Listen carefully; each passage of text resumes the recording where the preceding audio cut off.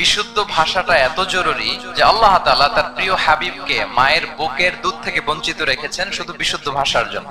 একজন মানুষ সর্বপ্রথম কোন জিনিসের প্রেমে পড়ে জানেন? কথার প্রেমে পড়ে। কথার ধরন, কণ্ঠস্বর, তার অ্যাটিটিউড, তার শব্দের জাদু, এটা মানুষের হৃদয়কে জয় করে ফেলে। তো রাসূল সাল্লাল্লাহু আলাইহি ইসলামের এই এলোকোয়েন্স ছিল। তিনি বলতেন আল্লাহ তাআলা আমাকে সর্বমর্ম বাচন ভঙ্গির অধিকারী করেছেন। মানে উনি যেটা বলতেন এটা ছিল very precise in wording but comprehensive in meaning. এটার যে দোতনা, এটার যে appeal to the heart of the people, to the heart of the listener, এটা অসাধারণ। মানুষের হৃদয়কে জয় করে ফেলতো। আল্লাহু আকবার। তিনি এমন ভাবে কথা বলতেন, কথার মাঝখানে মাঝখানে পজ দিতেন, মানে একটু থামতেন যাতে করে শ্রোতারা বুঝতে পারে। এত চমৎকার করে ওনার প্রেজেন্টেশন ছিল, বক্তব্য মালাগুলো ছিল, বলে যারা শুনতেছে ইজিলি মুখস্থ করে ফেলতে পারত। রাসূল সাল্লাল্লাহু আলাইহি ওয়াসাল্লামের সবচাইতে বড় ভাষণটি ছিল বিদায় হজের ভাষণ, খুব সম্ভবত। ওই ভাষণের টেক্সট গুলোকে যদি একসাথে করা হয় আমার মনে হয় 10 মিনিটের বেশি লাগবে না ওই টেক্সট গুলো পড়তে। তার মানে সবচাইতে বড় যে ভাষণ ওনার, ওটা কত ছিল? 10 থেকে 12 মিনিটের ভাষণ ছিল। আমরা তো ঘন্টার পর ঘন্টা বক্তব্য করি, তারপরেও তো আমরা মানুষের মনকে খুশি করতে পারি না। উনি সেই যে 1400 বছর আগে